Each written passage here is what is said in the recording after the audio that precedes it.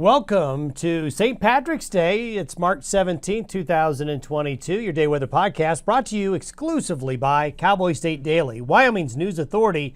Visit them at cowboystatedaily.com and on their Facebook page. Folks, the weather on the St. Patrick's Day kind of messy, especially over Colorado, southern Wyoming, western Nebraska, western Kansas, down into northern New Mexico. This is going to be an unsettled pattern as that disorganized storm we've been talking about all week is slowly rolling through the region today. It's disorganized, but there are pockets of heavier moisture out there. This is a real typical wet March snow. Really something good to see. Yes, it's causing travel problems, but we need the precipitation. After that, we're going to have a nice warm up. It's going to be spring-like Friday and Saturday and into Sunday for most areas. 40s, 50s, even some 60-degree temperatures coming. So in typical March-like fashion, you get a bit of snow, you warm up, and then it's all gone.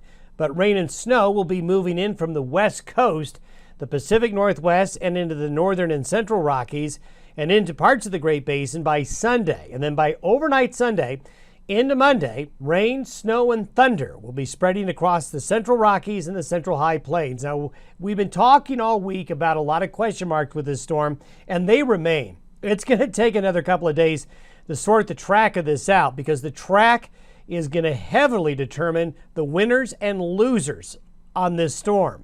But we are confident that a pretty decent storm is going to come together, and it's really going to be impactful and very beneficial when it comes to precipitation in some areas. If you end up missing this storm or not getting much out of it and you're looking for moisture, the good news is it's just not this storm. We've got at least two more over the next couple of weeks coming that could be impactful. So we're starting to see an active pattern here for the rest of March and into early April. Today's satellite photo shows the swirl of clouds very well, with the most organized part of the storm moving into southern Colorado and northern New Mexico. You can see the swirl of clouds right here circling around the low pressure system, with high pressure coming in behind it. And this high pressure is what's going to clear out the skies across Utah, western Wyoming, Montana, and Idaho, and into the Great Basin today, and bring the mild temperatures for Friday and into the day on Saturday. You can see by noon today, we have the low over northeastern New Mexico headed into the Midwest. It just can't get itself to become a big, intense storm, but it's already been very productive. Here's the next storm system that's going to be the troublemaker as we get into Sunday night, late into Monday.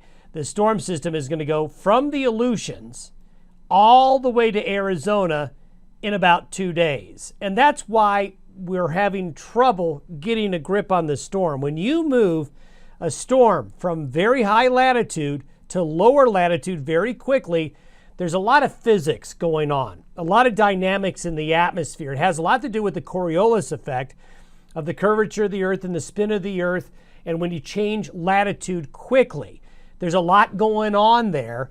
And that is why the computer modeling is having difficulty with it, along with the change in the seasons. Change in seasons is always a time of year where things get a little bit chaotic. As we go forward, with this system moving and diving south and east, it is going to be bringing us some weather late in the weekend and early next week. But before the current storm moves out, this is what will happen through the rest of today and into tomorrow morning.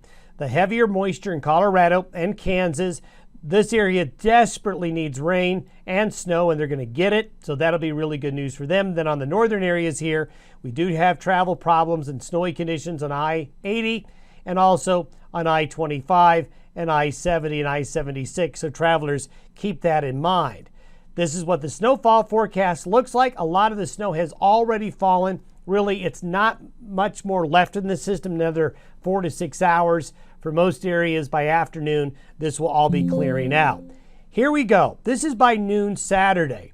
Here's the low up into the Gulf of Alaska and a trough forming in advance of it as it heads this way. As we go into the weekend, though, at first, a high pressure ridge and mild air gets driven in ahead of these lows. This time of year, when you have a big warm up, that indicates something upstream, and that something is usually a low pressure system. So southwest winds aloft will bring us a nice spring-like pattern for Friday, Saturday, and into early Sunday. And look at these temperatures by noon Sunday along and east of the divide. Across Canada and the western United States and the central U.S., spring-like conditions. But the green and blue here, well, that's because of the lows digging on in.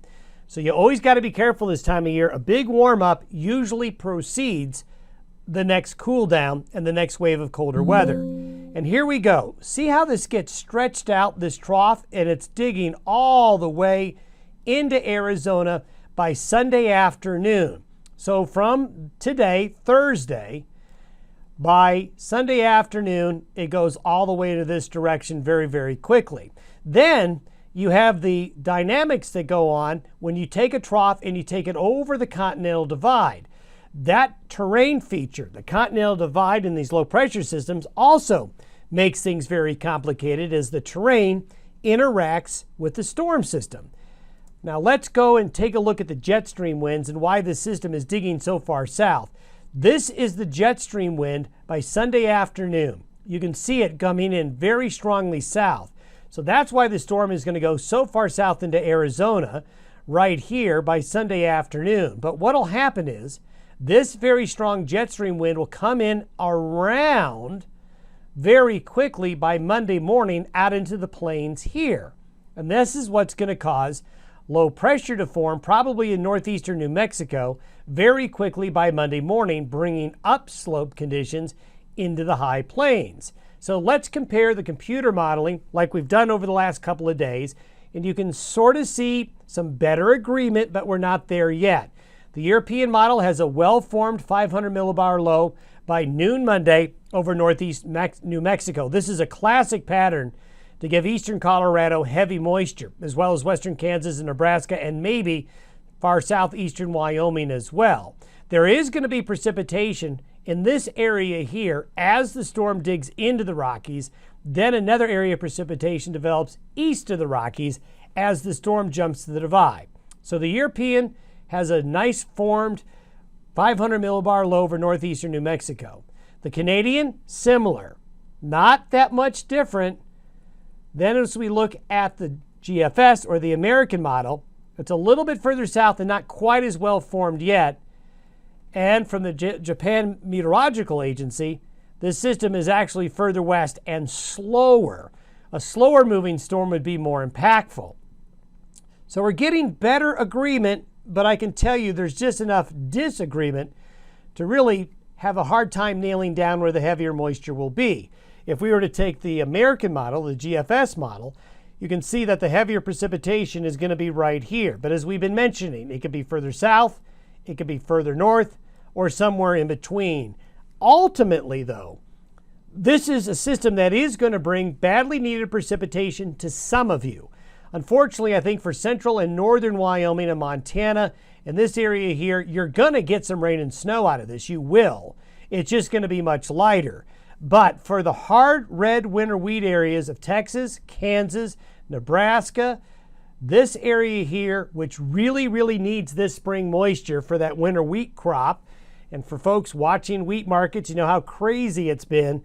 This is going to be good news if we get this much precipitation. Even if the moisture shifts north or south, I think eastern Colorado, Nebraska, Kansas, Oklahoma, and Texas are going to get moisture regardless. I think the question marks we have will be for the front range of Wyoming and Colorado and how impactful of a storm it will be for the front range areas.